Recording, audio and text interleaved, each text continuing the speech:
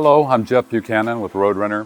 I'm here in Portugal riding Triumph's brand new 2025 Tiger Sport.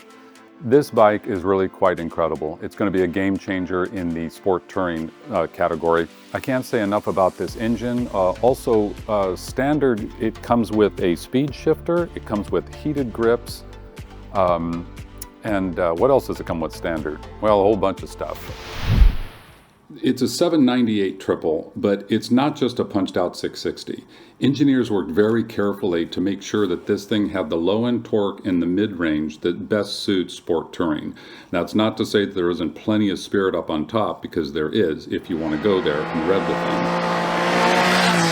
There's 113 horsepower on tap at 10,750 RPM and abundant torque, but the numbers don't tell the whole story. That torque curve, it isn't even a curve, it's almost a flat line across the chart. What that means is that you have an engine here where you could lug all day in third or fourth gear if you wanted, and there's plenty of roll-on to take care of you, or you can flip through the gears and really get the thing going. The thing's absolutely wonderful as far as the motor goes.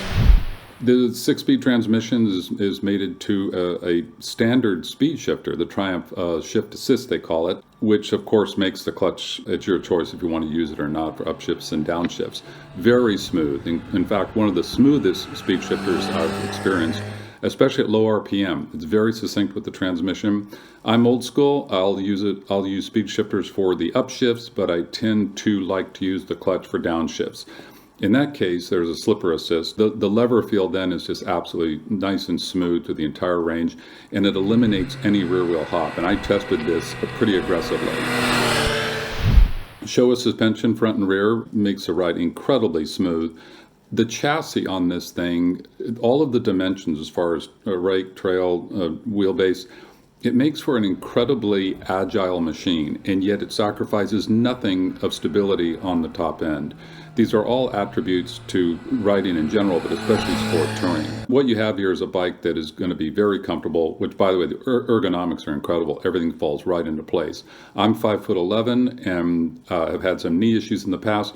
This bike was absolutely comfortable the entire day. The brakes, you got the dual 310 rotors up front, and you've got a single 225 millimeter rotor on the back with a single piston caliper, but the two working together, because I like to always apply a little bit of rear brake with the front application, and it just smooths things out beautifully. The bike is incredibly stable under hard braking also.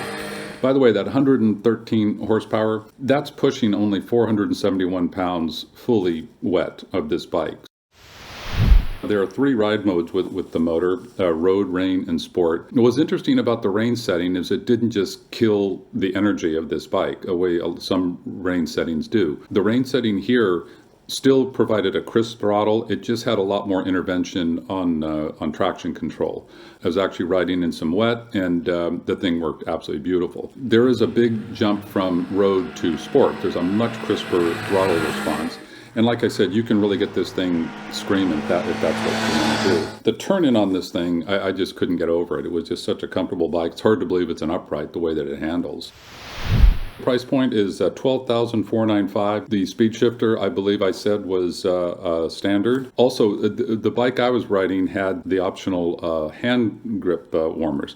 I'm telling you, Triumph deserves an award for this button. It's the button for the hand warmers. The grip warmers is built into the collar of the left hand grip. It is the easiest thing to find, and it works so nice. This bike, I think, it's certainly going to make an impression with the mid-size crowd. Another thing about this machine is it's incredibly versatile in that an experienced rider is going to get on this thing and absolutely fall in love with it.